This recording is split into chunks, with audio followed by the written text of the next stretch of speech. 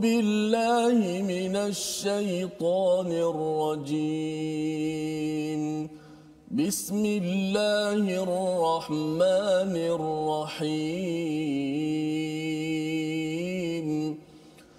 الحمد لله رب العالمين الرحمن الرحيم مالك يوم الدين إياك نعبد وإياك نستعين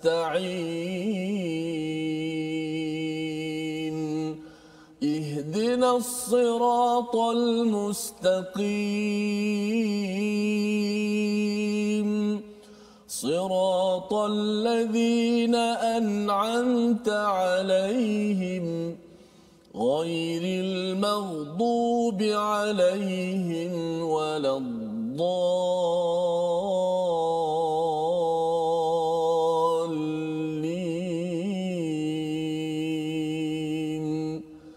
آمين. Amin amin ya rabbal alamin. Assalamualaikum warahmatullahi wabarakatuh. Alhamdulillah wassalatu wassalamu ala Rasulillah wa ala alihi wa man walah. Asyhadu la ilaha illallah, asyhadu anna Muhammadan abduhu wa rasuluh. Allahumma salli ala sayidina Muhammad wa ala alihi wa sahbihi ajma'in. Amma ba'du. Apa khabar tuan-tuan dan puan dimati Allah sekalian? Alhamdulillah kita bertemu lagi dalam My Quran Time, baca, faham, amal pada hari ini. InsyaAllah kita akan mendalami kepada halaman yang ke-60 pada surah Ali Imran, surah yang ketiga di dalam Al-Quran yang menceritakan tentang keluarga Imran. Keluarga Imran yang mempunyai prinsip kebenaran al-haq di dalam kehidupannya sebagai contoh teladan kepada kita yang berdoa, yang sentiasa membaca ihdinas siratal mustaqim, tunjukkanlah kami jalan yang lurus. Dan alhamdulillah kita pada hari ini bersama dengan Ustaz Tirmizi Ali. Apa khabar Ustaz? Alhamdulillah, Ustaz, apa khabar? Alhamdulillah kita bersama Ustaz ya dalam surah Ali Imran kali ini mendalami. Kalau sebelum ini banyak bercerita tentang Nabi Isa alaihi salam, dan kemudian sekarang ini kita dah mula masuk kepada bagaimanakah untuk memastikan al-haq di dalam kehidupan kita ini dapat diberi perhatian, dapat dilaksanakan. Dan bagi tuan-tuan yang berada di rumah, jangan lupa untuk share di Facebook masing-masing. Surah Ali Imran ini adalah surah yang memberi penekanan kepada kita bagaimana prinsip kehidupan, istilahnya dalam Al-Quran adalah al-haq.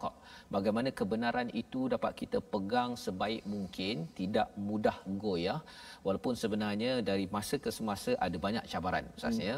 Dan dalam surah ini ada analisis kepada tentera Uhud, di mana apabila bercerita tentang Uhud, awalnya berpegang pada prinsip, tapi di tengah-tengah itu dia lari sedikit ya di kalangan sahabat. Maka Allah mengajar, memberi pelajaran untuk kita dalam surah ini, dan itu sebabnya pada halaman ke-60 ini ada banyak peristiwa ataupun ada banyak pelajaran.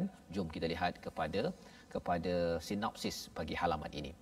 Bermula pada ayat yang ke-78 ya, kita akan melihat antara bentuk pembohongan ya kaum Yahudi yang disampaikan ya berkaitan dengan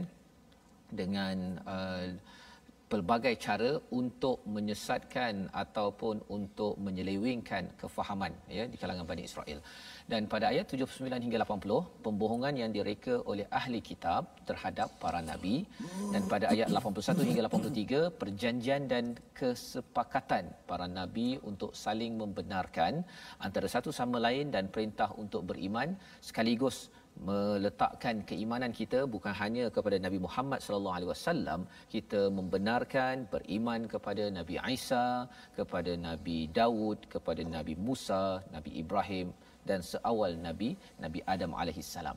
Jadi insya-Allah kita sama-sama memulakan sesi kita pada hari ini dengan membaca ayat 78 hingga ayat 80 ya, di mana kita akan lihat bagaimanakah cabaran pembohongan ini dalam ahli kitab di kalangan Bani Israel, dan kita akan ambil pelajaran untuk kita yang beragama Islam insya-Allah. Jom kita sama-sama dengan Ustaz Tirmizi. Baik, alhamdulillah, terima kasih kepada Ustaz Fazrul, penonton-penonton, sahabat-sahabat Al-Quran. Alhamdulillah, moga-moga sentiasa berada dalam rahmat, kasih sayang daripada Allah Subhanahu Wa Taala, dan kita syukur banyak-banyak kepada Allah. Allah Taala pilih kita pada waktu dan saat ketika ini untuk bersama-sama kita ingin berusaha untuk membangunkan kerohanian kita melalui pembacaan dan kajian tadabbur kita terhadap mesej ataupun ayat-ayat Allah Subhanahu Wa Taala untuk menambahkan lagi keimanan kita. Bila iman kita bertambah, keyakinan kita juga kuat yang telah sedia ada dalam diri kita. Bahkan ia akan menumbuhkan lagi cinta kita kepada Allah Subhanahu Wa Taala. Bila cinta dah tumbuh kepada Allah Subhanahu Wa Taala, maka setiap perintah Allah Taala itu jadi mudah untuk kita buat, ya Ustaz. Dan setiap larangan tidak sukar atau setiap larangan tu mudah untuk kita jauhkan daripada perbuatan kita. Kerana apabila ada rasa cinta kita kepada Allah Subhanahu Wa Taala, maka tidak ada lagi keberatan dalam untuk kita nak beramal.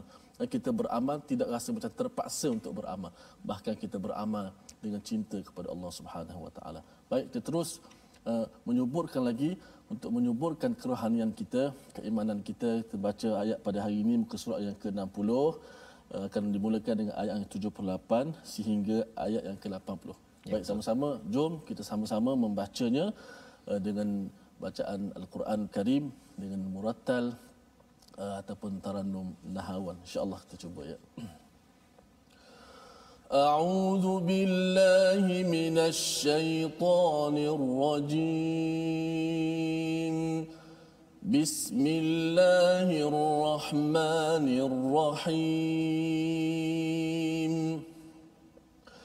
وَإِنَّ مِنْهُمْ لَفَرِيقًا يَلْوُونَ أَلْسِنَتَهُم بِالْكِتَابِ لِتَحْسَبُوهُ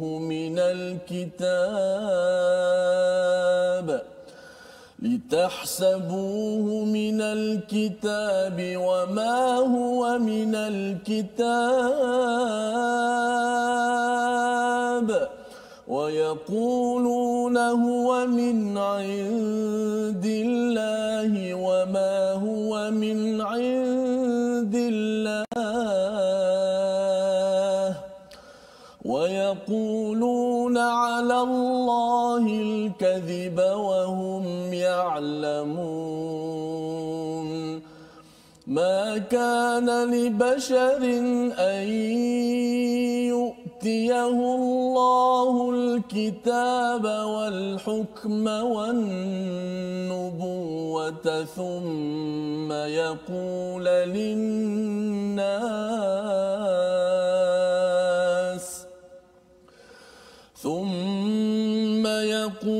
للناس كونوا عبادا لي من دون الله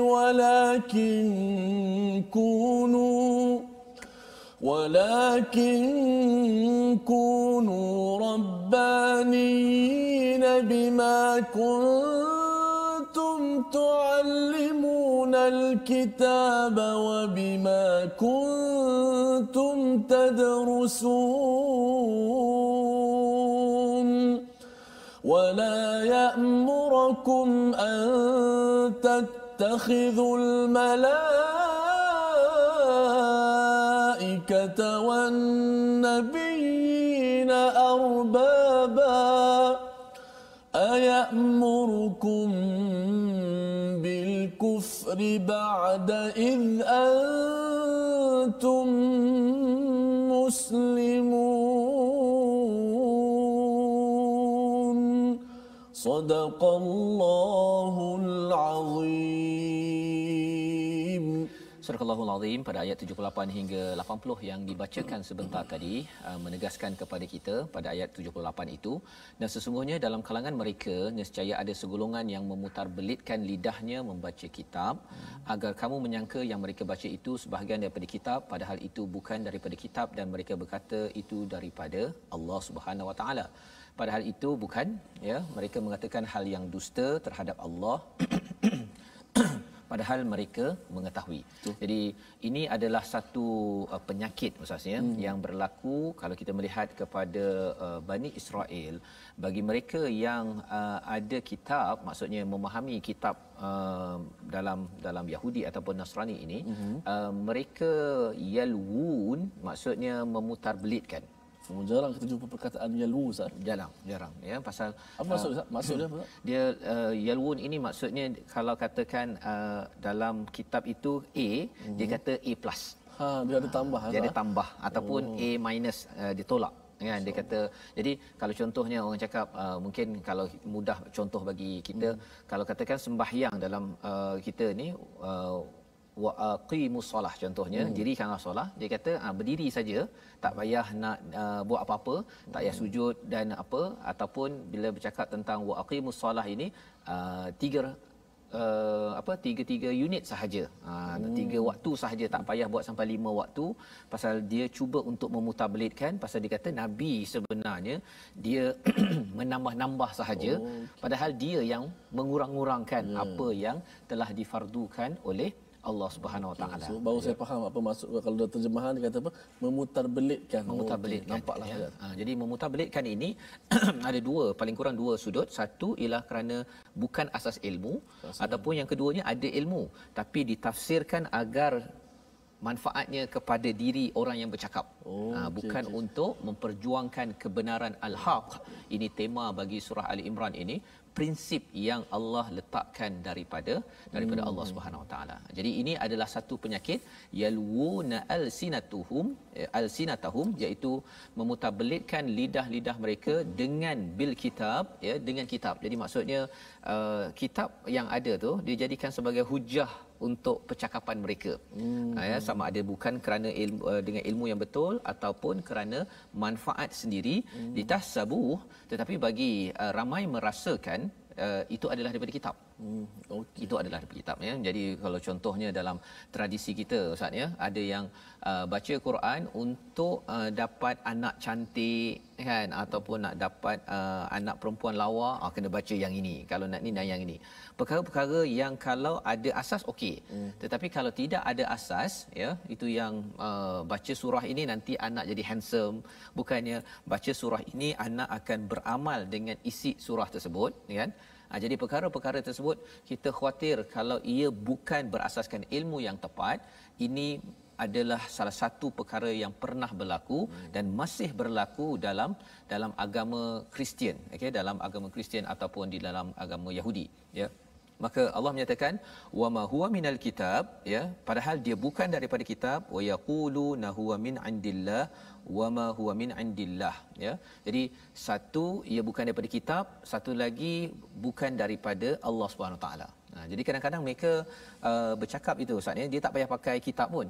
Dia cakap dia bahawa Allah Tuhan menginginkan kita buat sekian ya, tanpa dalil daripada kitab, dan dia letakkan perkataan itu kepada Allah Subhanahu Wa Taala. Jadi Allah mengingatkan apa?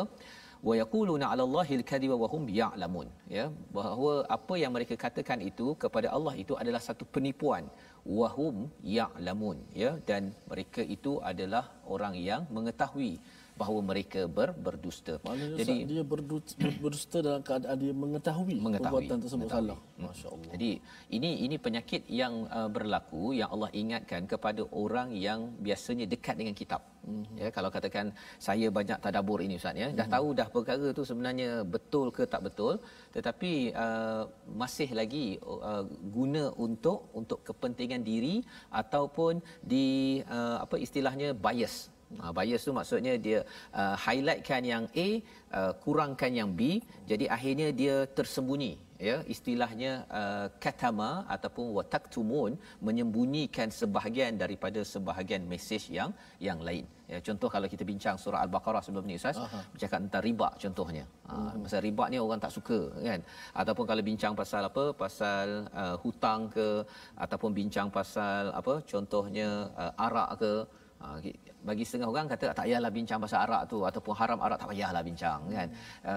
Senyap je. Nampak macam keras je. Keras. Tapi memang keras pun. Memang keras.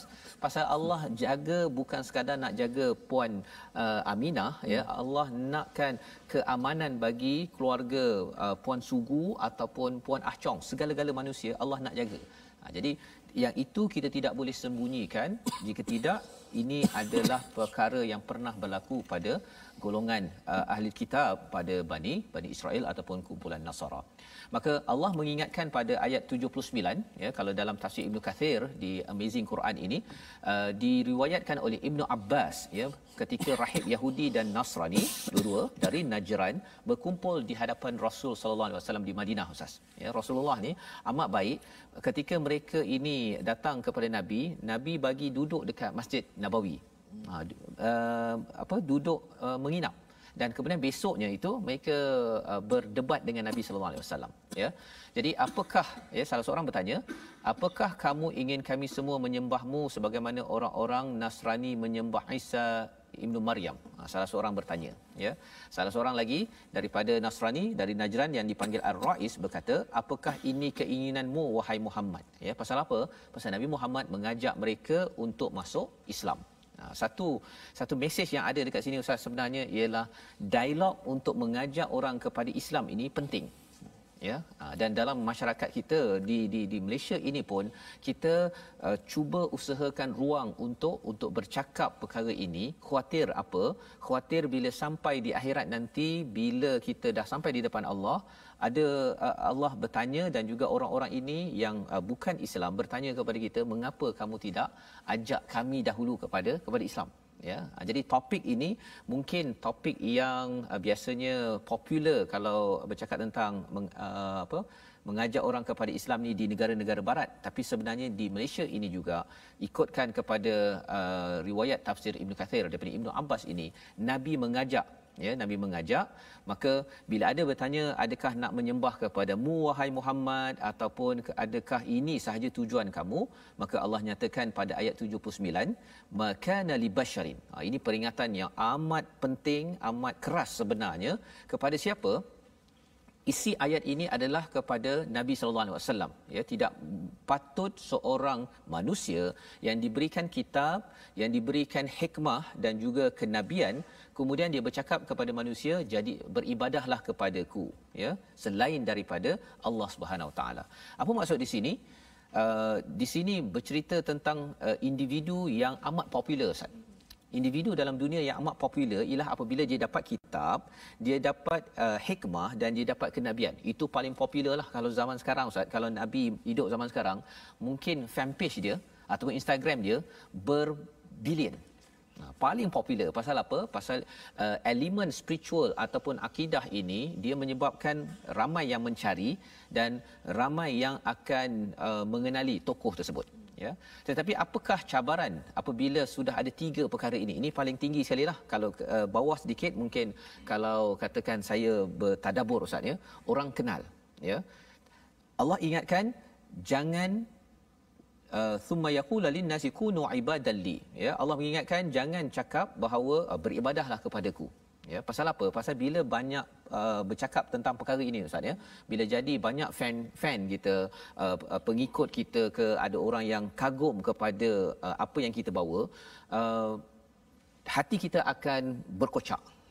Dia akan terganggu hati. Bagi tuan-tuan kalau ustaz-ustaz yang ada ataupun selebriti kan, dia akan rasakan bahawa saya boleh buat apa sahaja kepada peminat saya. Maka Allah mengingatkan, ini bukan ingatan kepada orang yang biasa-biasa. Allah ingatkan pada Nabi.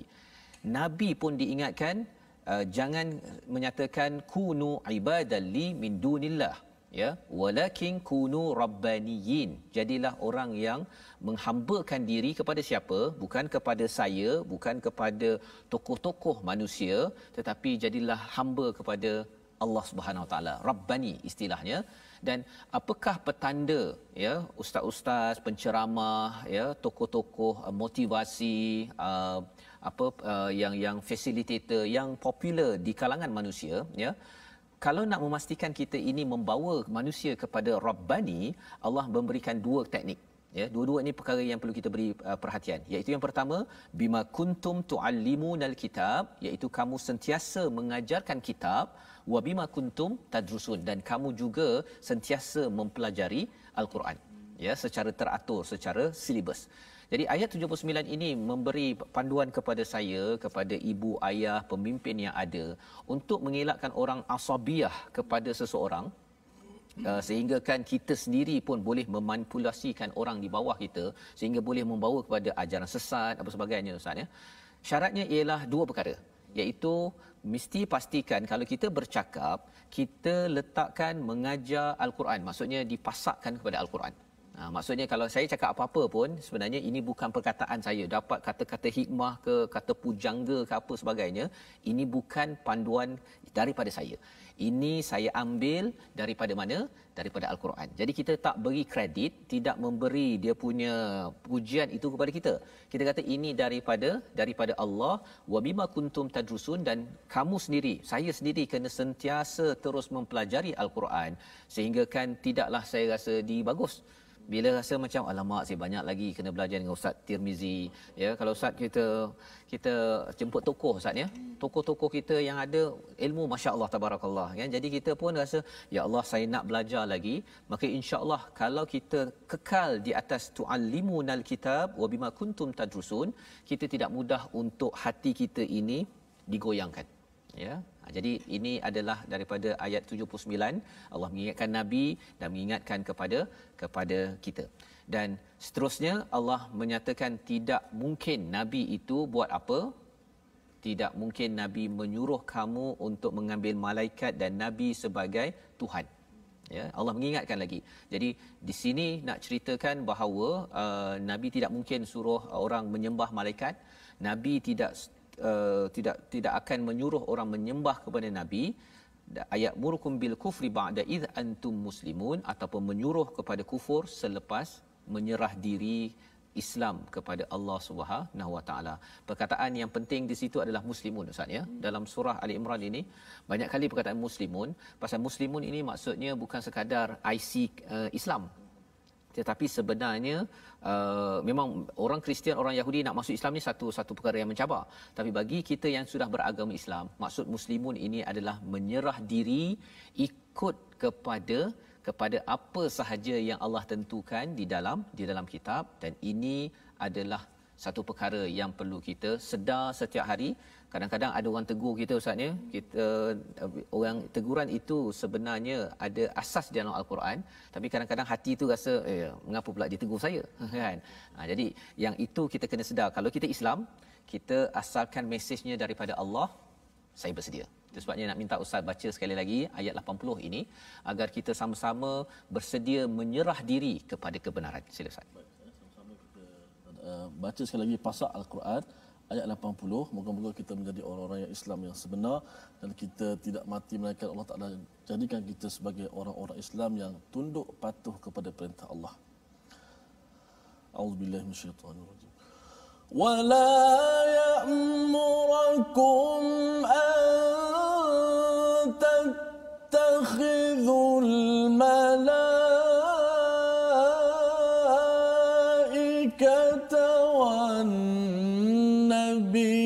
والنبيين أربابا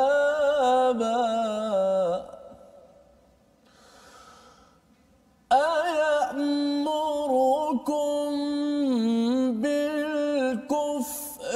بعد إذ أنتم مسلمون.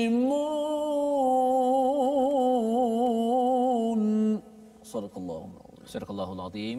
Allah mengingatkan pada ayat 80 ini bahawa Nabi tidak menyuruh menyembah kepada para malaikat dan kepada para nabi itu sendiri, walaupun malaikat dan nabi ini amat mulia di sisi Allah pun Nabi tidak suruh untuk beribadah kepada mereka.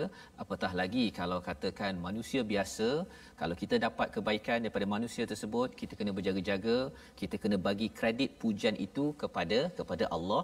Jangan mendewa-dewakan orang tersebut, kerana itu yang membawa kepada ajaran-ajaran sesat, dan salah satunya ad-dallin, orang-orang Nasrani. Membawa kita kepada perkataan yang kita nak belajar pada hari ini. Mari sama-sama kita saksikan. iaitu perkataan hasiba yang bermaksud mengira, muhasabah dan dalam masa yang sama menyangka, yang berulang sebanyak 109 di dalam al-Quran. Ini yang kita lihat pada ayat yang ke 78 sebentar tadi.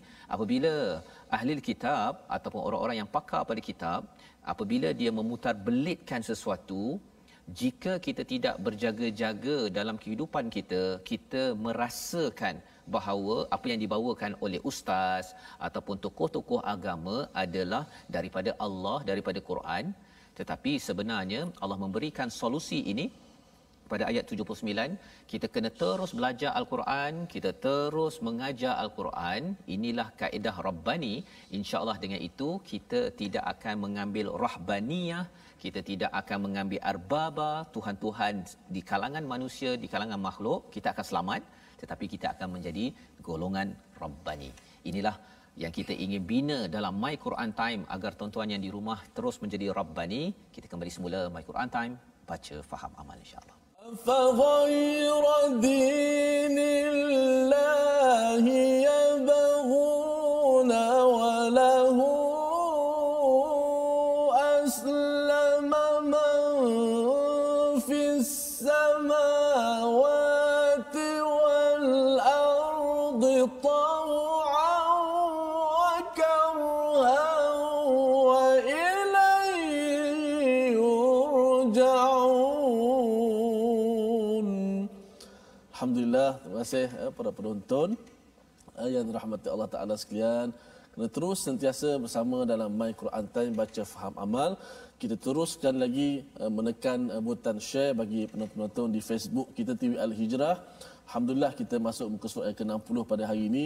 Kita tak nak jadi orang yang sifat tercela seperti mana ahli kitab yang diberikan kitab, mereka berdusta ke atas nama Allah Subhanahu Wa Taala. Wahum ya'lamun, sedangkan mereka tahu mereka buat kesalahan tu, mereka sengaja berdusta atas nama Allah kerana kepentingan tertentu supaya kita tidak tersesat jalan.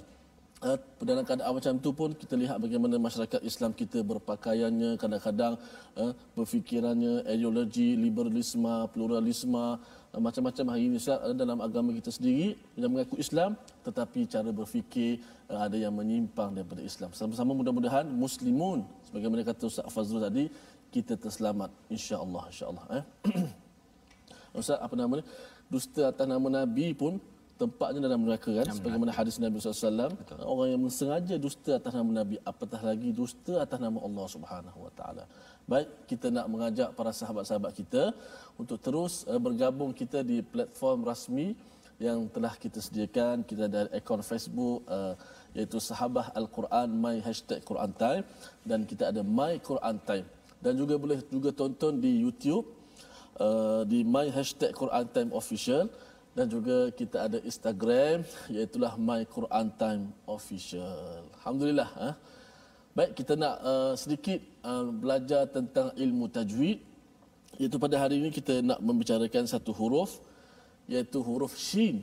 Yang mana huruf Shin ini tempat dia, kedudukan dia berada pada tengah lidah. Berada di tengah lidah iaitu wasatul lisan. Tengok pada gambar rajah itu, di tengah tempat yang kita bulat itu adalah kedudukan huruf Shin. Yang mana bila kita menyebut Shin ini, tengah lidah kita ini akan terangkat sedikit. Sya, sya. Contoh ayat yang kita baca pada hari ini, pada ayat yang ke-79. Ma kana li basharin, ma kana li basharin. Sya, sya. Fokusnya pada mana? Tengah lidah. Secara automatik semula jadi bila kita menyebut shin, makhrajnya di tengah lidah, mulut kita ini akan bergerak sedikit. Sya akan bergerak, tapi bukan fokus pada mulut. Ada setengah orang dia fokus pada mulut. Sya macam tu. Ashhadu, bukan. Minasya tu melampau. Tu dah jadi mubalaghah, jadi melampau. Dia hanya fokusnya pada tengah lidah, tapi secara semula jadinya mulut kita bergerak sedikit. Syakira, ashhadu, ashhadu. Mulut bergerak itu secara semula jadi, tapi fokusnya di tengah lidah kita. Selamat mencuba dan merasai di tengah lidah. Dan bila sebut lidah ini, sebagaimana Ustaz Fazul sebut tadilah, yalwuna alsinatahum, Ustaz, mereka memutarbelikkan lidah-lidah mereka. Minta Ustaz ulang baliklah. Silakan Ustaz. Ya. Jadi itu perkataan lisan tadi Ustaz, Ya, ya. Ustaz. Huruf shin tadi, ya. Dan sebenarnya bila Allah memberi ruang untuk kita membaca al-Quran dengan lidah kita, dengan jelas, dengan makhraj yang betul, sebenarnya jangan silap keluar, kan, jangan silap keluar. Dan kadang-kadang betul dah kat sini, tetapi kat sini pula tak betul, Ustaz. Kerana niat yang tak betul itu yang menjadi yalwuna alsinatahum, ya, di mana lidahnya itu digunakan untuk memutabelitkan al-kitab, ya, untuk kepentingan diri sendiri, ya. Jadi ini perkara yang penting bila kita baca Quran ini setiap hari, tuan-tuan sekalian, dalam My Quran Time ini sebenarnya kita nak melatih lidah kita ini jangan bercabang, ya, ataupun memutabelitkan apa yang ada, kerana tidak mungkin, ya, apabila kita selalu membaca al-Quran dengan niat yang betul untuk memohon hidayah, bukan untuk kepentingan diri sendiri ataupun agenda selain daripada Allah, insya-Allah Allah akan pimpin dalam kehidupan kita seharian. Baik, kita ingin meneruskan pada ayat 81 hingga 83, menyambung kepada perbincangan tadi, bagaimana kita nak pastikan bahawa kita kalau faham al-Quran, faham kitab, jangan menyeleweng ataupun memutabelitkan. Dan kalau kita lah orang yang sedang belajar, sebagaimana yang kita tengok sebentar tadi, kekal belajar, tadrusun, ya, dalam masa yang sama ambil peluang share, mengajar kepada orang lain. Selagi kita mengajar dan belajar, insya-Allah kita tidak akan memanipulasikan orang lain dan tidak mudah dimanipulasi. Betul. Ini penting, pasal kadang-kadang kita dengar ceramah, Ustaz, ni saya pun terlibat dalam dunia training, dunia latihan. Jadi kadang-kadang bila sesuatu point yang nak disampaikan itu, perkataan penceramah itu lebih utama daripada pendapat ataupun hidayah daripada al-Quran. Yang itu yang menyebabkan kadang-kadang dalam dewan training ada yang boleh dimanipulasi, Ustaz. Ada yang sampai saya pernah terlibat dalam satu training ini, sampai yang si peserta-peserta boleh histeria. Okay. Ya, seorang trainer boleh buat sampai tahap begitu sekali. Pasal apa? Pasal orang yang datang tu dia sedang belajar, ya. Jadi bila katakan kita mainkan perasaan dia dan kita menggunakan perkataan yang tidak tepat, yang ini peringatan kepada orang macam saya lah sebagai trainer jurulatih, jangan yalwuna alsinatahum, ya, jangan memutabelitkan perkataan itu untuk manipulasi perasaan orang, dan akhirnya ada orang yang boleh istilahnya hypnotism, boleh menyebabkan orang terpukau dan bayar duit 1,000, 2,000. Perkara-perkara ini boleh berlaku dan pernah berlaku, Ustaz, ya. Macam contoh, Ustaz, yang nak melariskan jualan, mereka betul. Ambil ayat Allah, ni nampak sesuai dengan produk saya ni, betul. Kan nama macam lebih kurang sama je, betul. Lalu menggunakan ayat Allah melariskan produk jualan, dengan konteks yang sangat salah. Sangat tak salah. boleh, Ustaz, tidak boleh, ya. Jadi itu sebabnya mengapa kena selalu tadrusun kat sini istilahnya, pasal darasa itu maksudnya belajar secara berstruktur. Bukan sekadar dengar sekali kemudian kita rasa macam saya dah faham dah.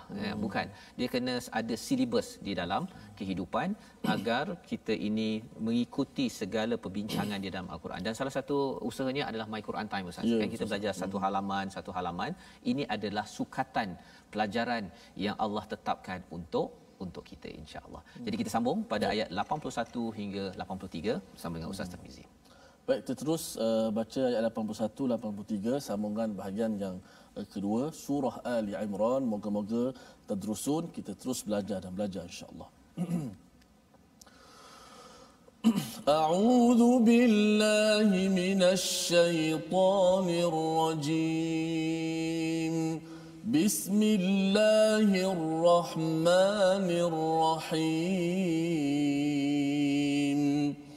وَإِذْ أَخَذَ اللَّهُ مِيثَاقَ النَّبِيِّينَ لَمَا آتَيْتُكُم مِّن كِتَابٍ وَحِكْمَةٍ ثُمَّ جَاءَكُمْ رَسُولٌ مُصَدِّقٌ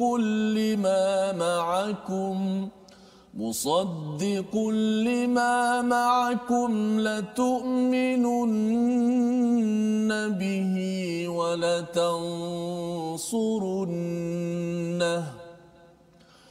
قال أأقررتم وأخذتم على ذلكم إصري قالوا أقررنا قال فاشهدوا وأنا معكم من الشاهدين فمن تولى بعد ذلك فأولئك هم الفاسقون أفغير دين الله يبغون وله أسلم من في السماوات والأرض أسلم من في السماوات والأرض طوعا وكرها وإليه يرجعون صدق الله العظيم. Surah Al-Allahul Azim pada ayat 81 hingga 83 ini menyambung Ustaznya kefahaman kita tentang kebenaran, ya. Dan ingatlah ketika Allah mengambil perjanjian daripada para nabi, manakala aku memberikan kitab dan hikmah kepadamu, lalu datang kepada kamu seorang rasul yang membenarkan apa yang ada pada kamu, nescaya kamu akan sungguh-sungguh beriman kepadanya dan menolongnya. Allah berfirman, adakah kamu setuju dan menerima perjanjian denganku atas yang demikian ini? Kami setuju. Allah berfirman, jika demikian bersaksilah kamu para nabi dan aku menjadi saksi bersama kamu. Jadi membaca ayat macam ni Ustaz, ya, biasa baca terjemahan, kadang-kadang kita ini apa maksudnya tu kan, okay? Betul. Tapi kalau kita tengok konteksnya, apa sebenarnya yang berlaku, para nabi ini sebenarnya mereka ini ada perjanjian. Ya, perjanjian. Istilah bahasa Arabnya adalah mitsaq. Mitsaq ini adalah perjanjian yang dua-dua kena faham apakah kewajipan masing-masing. Ya, maksudnya perjanjian ini dengan siapa? Dengan Allah Subhanahu Wa Taala. Allah memang faham, ya, dan para nabi ini juga faham. Dan kalau kita beriman kepada para nabi, kita kena ambil ini sebagai mitsaq, sebagai perjanjian yang berat, ya, perjanjian yang besar, iaitu apa? Apabila datang nabi, lama ataitukum min kitabin wa hikmah, datang nabi yang diberikan kitab, diberikan hikmah, ini sunnahnya, cara mengamalkan kitab. Thumma ja'akum rasulun musaddiqun lima ma'akum la tu'minunna bihi wa la tansurunnah. Akan datang seorang rasul yang membenarkan apa yang ada selama ini. Siapakah rasul itu? Nabi Muhammad sallallahu alaihi wasallam, ya. Dia Nabi Muhammad ini membenarkan kepada Nabi Isa, kepada Nabi Musa, Nabi Ibrahim, semua nabi yang ada. Maka apa yang kamu kena buat? Kamu kenalah beriman dan menolongnya, ya. Jadi Nabi Musa, Nabi Isa, mereka semua dalam Taurat, dalam Injil ini sudah ada dah berita tentang kehadiran rasul pada akhir ini. Kalau kita baca Injil Ustaz, ya, kalau orang cakap tentang Bible itu ada berita tentang kehadiran seorang insan nabi akhir zaman yang dinamakan Ahmad, ya, ataupun Muhammad ini sendiri. Jadi Allah menyatakan qala aqrartum, adakah kamu berikrar mengambil ini sebagai perjanjian? Kata mereka nabi-nabi ini, aqrarna, kami berikrar, ya. Qala fashhadu wa ana ma'akum minasyahidin. Jadi bersaksilah kamu para nabi dan pengikutnya, dan aku bersama dengan orang-orang yang bersaksi. Jadi dalam tradisi Kristian, pasal surah Ali Imran ini banyak cerita tentang Nasrani, ya. Dalam agama Nasrani ini, kesaksian ini amat penting Ustaz. Kesaksian, ya. Kesaksian ini lebih kurang kalau kita pergi ke mahkamah itu, bila ada orang bersalah, ya, ada saksi kan.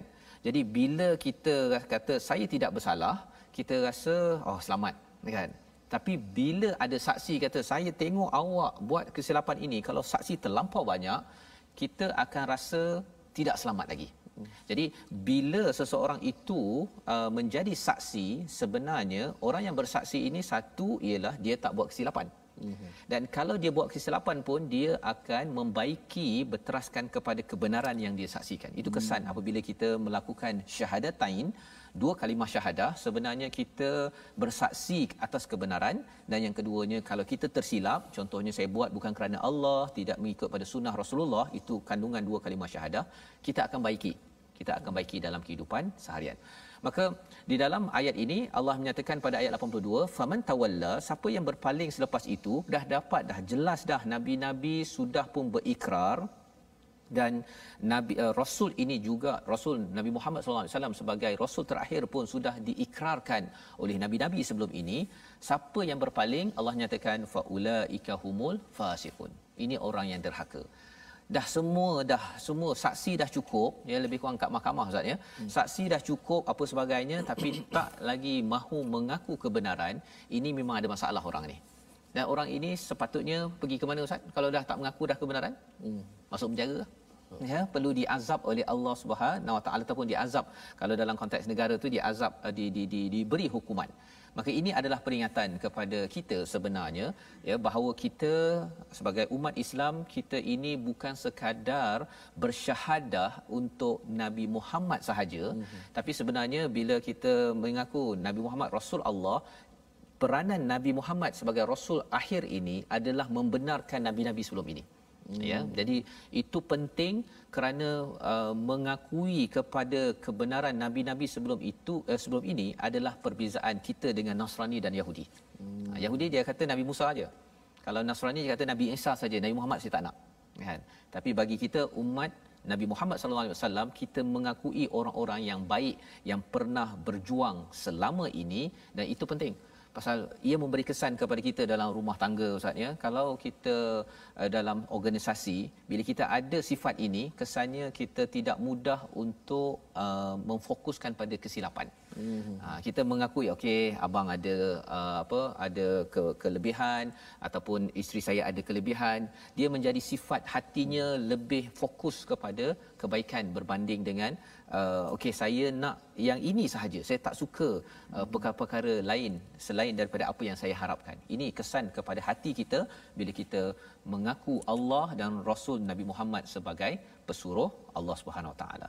Dan ayat akhir, ayat 83 yang kita nak bincang pada hari ini ayat yang Ustaz ulang daripada awal di tengah tadi. Sekali lagi Ustaz, saya nak minta, pasal apa? Pasal dia ada kaitan dengan air ni Ustaz. Yang ini. Pasal kalau kita tengok dekat sini, patutkah mereka mencari agama selain daripada agama Allah, padahal segala apa yang ada langit dan di bumi. Bila cakap langit dan bumi ni termasuklah juga di bumi ni ada air yang dalam gelas ini, ya. Apakah sifatnya? Aslama man fis samawati wal ard tau'an wa karha. Semua yang ada di langit di bumi termasuk air yang ada dalam ni, gelas ini pun, ya, sebenarnya dia sudah menyerah diri ikut peraturan daripada Allah SWT. Ya, kalau air itu, kalau belajar kimia Ustaz, namanya H2O. Ya, dekat mana-mana tuan-tuan jumpa air di atas dunia ini tetap juga H2O. Dia tak boleh pula jadi H2O2, tak boleh. Ya, kalau H2O2 ataupun dia jadi HO sahaja, itu bukan air yang boleh kita minum dan boleh memberi kelegaan. Ya, subhanallah, kita mendapat manfaat kerana air ini sudah Islam. Maksudnya, kalau kita katakan orang yang bukan Islam pun, dia kata saya ni tak naklah masuk Islam, sebenarnya dalam diri dia sudah Islam pun. Contohnya apa? Aslama tau'an wa karha ini maksudnya menyerah diri secara sukarela ataupun terpaksa. Kalau sukarela kita dan jin sukarela. Tapi wa karha yang tidak ada paksaan, yang tidak ada pilihan, siapa? Contohnya lidah kita Ustaz, ya. Lidah kita ini dah memang dah dia menyerah diri pada Allah. Letak benda panas dia akan sakit.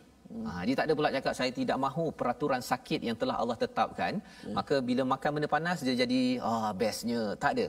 Ya, kita tanya saja kepada Ah Chong ke Mutusami ke, dia tetap ikut peraturan daripada siapa? Lidahnya ikut peraturan Allah. Perutnya ikut peraturan Allah. Ada asid hidroklorik yang akan dikeluarkan kalau dia makan, maka asid itulah yang akan memproses lebih cepat lagi kepada makanan yang ada. Kalau tidak ada asid itu dikeluarkan pada kadar rembesan yang tepat, kesannya ialah makan Ustaz, tak cerna sampai 10 jam nasi yang kita makan. Masya-Allah. Ya, jadi siapa, macam mana yang makhluk di dalam perut kita ini dia ikut peraturan siapa? dia menyerah diri kepada peraturan walahu aslama man fis samawati wal ard. Jadi sebenarnya semua matahari, bulan, awan, semuanya dia mengikut, menyerah diri kepada peraturan daripada Allah. Dan bila kita tengok begitu, matahari ikut Allah, bulan ikut Allah, air ikut Allah, perut ikut Allah, gigi ikut Allah, Fazrul Ismail nak ikut Allah tak? Kan? Chong nak ikut Allah ke tak nak? Semua ni ikut Allah. Jadi kalau orang yang tak betul saja yang kata saya nak lawan matahari yang ikut Allah, saya nak lawan air, saya lebih kuat daripada air pasal air ikut Allah, saya tak nak. Itu adalah orang yang sebenarnya tak berapa betul dalam kehidupan, dan Allah mengingatkan kamu akan kembali juga. Di akhirat nanti syurga, neraka, malaikat, nabi, segala-galanya ikut pada Allah. Kalau katakan tak nak ikut Allah, dia lebih kurang macam beritahu kepada Allah, Allah saya nak lawan matahari. Ya Allah, saya sebenarnya nak lawan api. Lepas ni saya nak lawan api, saya ada peraturan saya sendiri, tapi itu adalah orang yang kurang bijak. Dan inilah yang ingin ditekankan pada ayat 83. Silakan Ustaz. Baik, untuk kita kuatkan bahawa rugi kalau kita tidak menyerah aslama, Islam yang sebenar-benarnya mengikut peraturan Allah Subhanahu Wa Taala. Sila. Baik, sudah hampir 3-4 kali saya ulang ayat ni Ustaz. Ya, betul. Maka saya nak ulang sekali lagi ayat 83 yang terakhir perbincangan kita. Besar sungguh makna yang sebagaimana dicerahkan oleh Ustaz Fazrul. Semoga kita nak serahkan diri kepada Allah Subhanahu Wa Taala. Moga makin banyak ilmu kita belajar muka surah Ali Imran ni, muka surah 60, makin tunduk kita kepada Allah Subhanahu Wa Taala, serah diri kepada Allah. Walaupun dahi kita ni paling mulia muka kita Ustaz. Sebelum nak masuk TV ni kita tengok cermin dulu muka tempat paling mulia, tapi kita letak di tempat yang paling hina, tanah, tempat pijak kaki manusia kalau kita nak rendah diri kita pada Allah Subhanahu Wa Taala. أَفَغَيْرَ دِينِ اللَّهِ يَبْغُونَ وَلَهُ أَسْلَمَ مَن فِي السَّمَاوَاتِ وَالْأَرْضِ طَوْعًا وَكَرْهًا وَإِلَيْهِ يُرْجَعُونَ.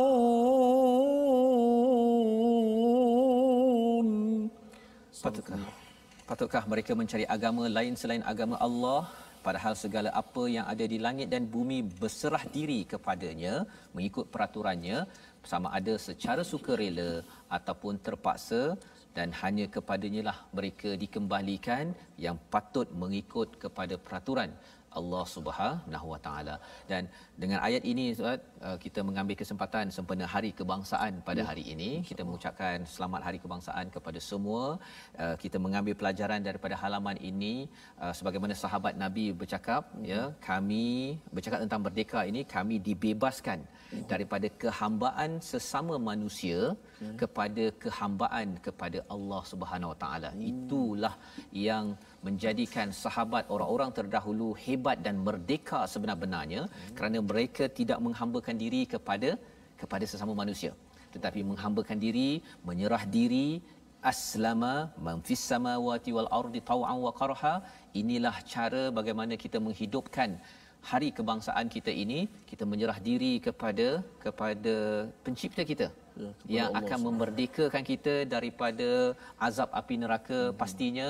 Dan kita doakan rakyat Malaysia terus committed bersama Islam untuk sama-sama kita mengikut peraturan yang terbaik yang ada, sehingga kan Tuhan Allah memimpin negara ini berkat hingga ke akhir hayat kita. Amin, ya. amin, Amin ya rabbal alamin. Membawa kita kepada resolusi kita pada hari ini, iaitu yang pertama, pada ayat 78 kita mendapat pelajaran untuk dilaksanakan jangan mudah terpedaya dengan pendapat yang salah mengenai wahyu. Ya, kalau tuan-tuan dengar ada orang bercakap tentang agama, tentang kitab, tentang Allah, berjaga-jaga, pastikan ia datang daripada sumber yang tidak diputar belitkan. Yang pertama.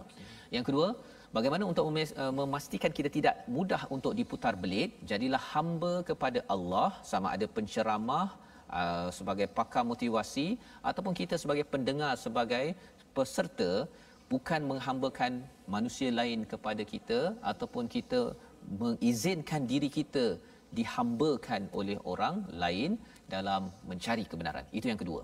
Dan yang ketiganya, jaga keislaman dan keimanan dalam diri dan keluarga kita sebagaimana ayat 83 sebentar tadi, melihat matahari, bulan, padi, segala-gala apa yang ada di atas muka bumi ini sudah menyerah diri kepada Allah secara karha. Kita yang ada pilihan, marilah kita pilih untuk jaga keislaman ini. Moga-moga kita kembali pada Allah dalam keadaan yang terbaik, insya-Allah. Mari sama-sama Ustaz kita doakan sempena Hari Kebangsaan ini agar Allah memberkati negara ini. A'udzu billahi minasyaitonir rajim. Bismillahirrahmanirrahim. Alhamdulillahi rabbil alamin. والصلاة والسلام على رسول الله. اللهم احفظ بلادنا وبلاد المسلمين. اللهم احفظ بلادنا وبلاد المسلمين. اللهم احفظ علينا والدينا وذرياتنا وأزواجنا وأرحامنا وأصحابنا يا رب العالمين. Ya Allah, Kau peliharakanlah negara kami ini, Ya Allah. Ya Allah, kurnialah keamanan dalam negara kami yang tercinta ini, Ya Allah. Ya Allah, peliharakanlah kami, Ya Allah. Peliharakanlah kedua ibu bapa kami, Ya Allah. Isteri kami, Ya Allah. Anak-anak kami, Ya Allah. Zuriat keturunan kami, Ya Allah. Seluruh muslimin dan muslimat, Ya Allah. Ya Allah, ya Tuhan kami. Allahumma anta rabbuna wa nahnu ibaduk. Ya Allah, kami adalah hamba-Mu, Ya Allah.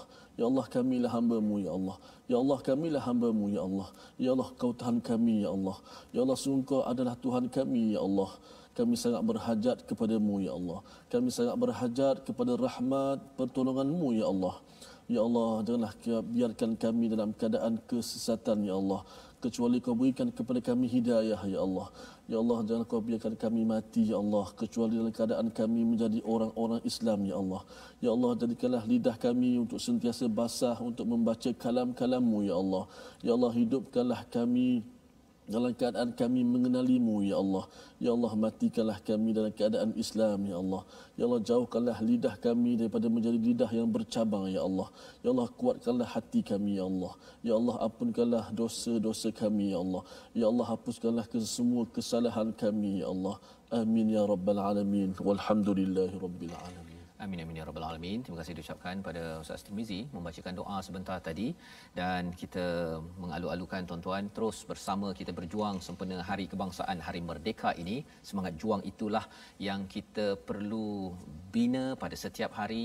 Salah satu daripada ruang untuk kita bersama berjuang menyebarkan hidayah Allah adalah wakaf untuk ummah.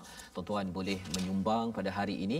Moga-moga dengan sumbangan tuan-tuan ini akan memerdekakan lebih ramai insan pada hari ini, pada hari-hari yang akan datang, dengan kefahaman hidayah daripada Al-Quran yang tuan-tuan hadiahkan, yang tuan-tuan wakafkan pada mereka. Dan insya-Allah kita bertemu ulangan pada jam 5 petang, pada jam 10 malam dan juga 6 pagi. My Quran Time yang dibawakan khas oleh Mufas. Kita bertemu My Quran Time, baca, faham, amal, insya-Allah.